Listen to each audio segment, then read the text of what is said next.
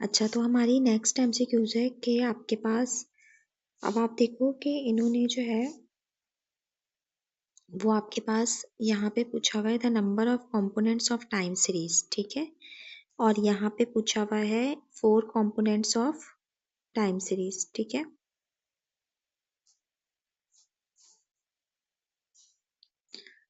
Four components of time series. तो MCQ number 10 और MCQs number 15, ठीक है। तो अगर आप देखें तो एमसीक्यू नंबर 15 के अंदर ही जो है वो 10 का आंसर है कि टाइम सीरीज के कंपोनेंट्स कितने होते हैं, टोटल 4 होते हैं, ठीक है। और यहाँ पे पूछा हुआ है the number of components of time series कितने हैं, तो यहाँ पे जो ऑप्शन हो जाएगा वो आपके पास हो जाएगा 4, ठीक है। नेक्स्ट आपसे यहाँ पे पूछ रहे हैं 4 components of time series T stands for, ठीक है। तो जो 4 कंपोनेंट्स ऑफ टाइम सीरीज होते हैं वो आपने यहाँ देखा था कि यहाँ पे इसके 4 कंपोनेंट्स ऑफ टाइम सीरीज लिखे हुए। पहला कंपोनेंट क्या है, साइक्लिकल वेरिएशन, दूसरा है सीजनल वेरिएशन, तीसरा है सेक्युलर ट्रेंड, चौथा है इर्रेगुलर वेरिएशन। ये तो चारों के चारों क्या है हमारे पास टाइम सीरीज के कंपोनेंट्स हैं। तो ये आपसे कह रहे हैं कि टी का मतलब क्या होता है, टाइम सीरीज में टी कंपोनेंट जो है उसका मतलब क्या है। तो अगर हम देखें तो टाइम सीरीज के जो हमारे पास कंपोनेंट्स हैं, ठीक है, हमारे पास जो उसके टोटल कंपोनेंट्स हैं वो 4 हैं। 4 कौन कौन से हैं, साइक्लिकल, सेक्युलर, सीजनल और इर्रेगुलर, ठीक है। तो ये जो आपसे यहाँ पूछ रहे हैं कि तो 4 कंपोनेंट्स ऑफ टाइम सीरीज, उसमें टी का मतलब क्या है, तो टी का मतलब क्या है, साइक्लिकल नहीं हो सकता, सीजनल नहीं हो सकता, सीजनल नहीं हो सकता, इरेगुलर नहीं हो सकता, ठीक है। साइक्लिकल शो होगा सी से, सीजनल शो होगा एस से, इरेगुलर शो होगा आई से। तो हमारे पास बच गया सेक्युलर, ठीक है। तो हमारे पास जो राइट ऑप्शन है 15 का वो है सेक्युलर ट्रेंड। तो जो टी होता है वो क्या होता है, सेक्युलर ट्रेंड होता है।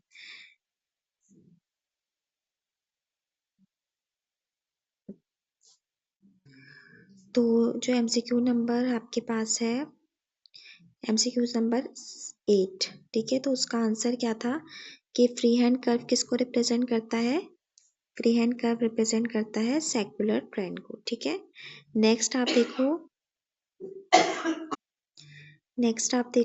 कि the number of components of time series number 10 वाला, तो कितने कंपोनेंट्स होते हैं टाइम सीरीज के, तो वो हमने यहाँ पे देखा था कि 4 हैं, ठीक है। Cyclical, secular, secular trend, cyclical variation, seasonal और इरेगुलर वेरिएशन। तो टोटल कंपोनेंट्स जो है वो टाइम सीरीज के हैं 4, ठीक है। उसके बाद नेक्स्ट ये आपसे पूछ रहे हैं 15 में कि इन 4 components of time series T का मतलब क्या होता है, तो टी का मतलब टोटल वेरिएशन नहीं होता, टाइम नहीं होता, सीजनल वेरिएशन नहीं होता, बल्कि सेक्युलर ट्रेंड होता है, ठीक है। तो components of time series total कितने हमारे पास 4। पहला है ट्रेंड, ट्रेंड को हम कहते हैं सेक्युलर ट्रेंड भी कहते हैं हम इसको, और इसको रिप्रेजेंट करते हैं टी से। सेकेंड है सीजनल, सीजनल को रिप्रेजेंट करते हैं एस से। थर्ड है साइक्लिकल, उसको रिप्रेजेंट करते हैं सी से। और लास्ट है इरेगुलर, जिसको हम रिप्रेजेंट करते हैं आई से। तो जो 4 कंपोनेंट्स हैं टाइम सीरीज के वो हैं टी, एस, सी, आई। एस है आपके पास सीजनल वेरिएशन, ठीक है। जबकि टी जो है वो आपके पास कहलाता है सेक्युलर ट्रेंड, जिसको हम आइडेंटिफाई करते हैं कैसे, फ्री हैंड कर्व से, ठीक है। सी आपके पास क्या है, साइक्लिकल वेरिएशन, और आई आपके पास है इरेगुलर वेरिएशन। तो जो इसका ग्राफ होता है वो हमेशा स्ट्रेट लाइन होती है, ठीक है, ट्रेंड का। सीजनल वेरिएशन का जो ग्राफ होता है वो इस तरीके का होता है, ठीक है। साइक्लिकल वेरिएशन में इसी तरीके से आपके पास वेरिएशन होगी, लेकिन थोड़ी लॉन्ग टर्म होगी, ठीक है। इस तरीके से लॉन्ग टर्म वेरिएशन शो होगी। और इरेगुलर का मतलब होता है कि नो पैटर्न, कैसी भी रैंडम वेरिएशन हो सकती है।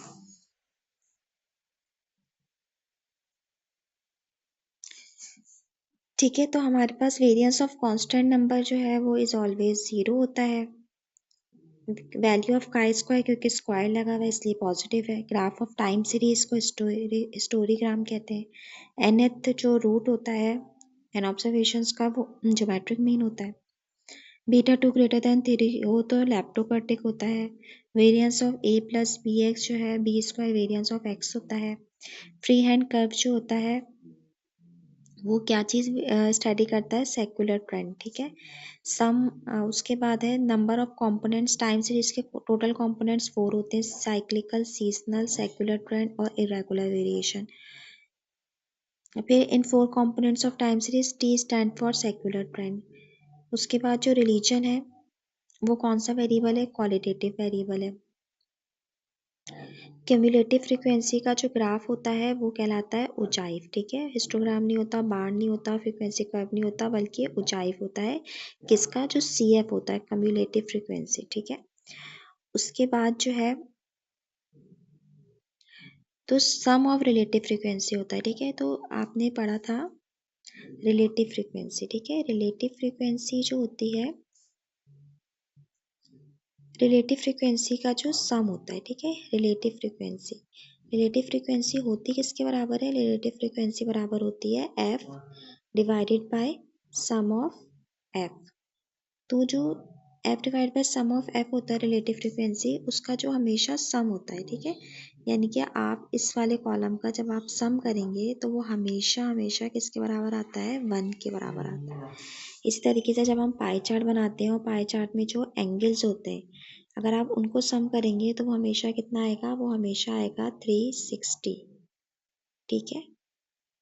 तो ये हमें याद करना होता है कि पाई चार्ट में जो एंगल का सम होता है वो 360 होता है, और रिलेटिव फ्रीक्वेंसी में जो सम होता है वो होता है 1, ठीक है। तो सम ऑफ रिलेटिव फ्रीक्वेंसी हो गया आपके पास 1, ठीक है। अच्छा, ये 100 भी हो सकता था, लेकिन 100 कब होता, जब आपके पास यहाँ पे रिलेटिव फ्रीक्वेंसी के सम को किससे मल्टीप्लाई करवा देते हम, 100 से, ठीक है। अगर ये रिलेटिव फ्रीक्वेंसी को आप मल्टीप्लाई बाय 100 करवा देंगे तो सम इसका कितना आ जाएगा, 100 आ जाएगा, ठीक है। लेकिन 100% आना चाहिए, ठीक है। अगर आपके पास परसेंटेज नहीं लिखा हुआ तो फिर ये होगा 1, और अगर परसेंटेज है तो फिर ये 100% भी आ सकता है, ठीक है। 0 नहीं होता, सम ऑफ f भी नहीं होता।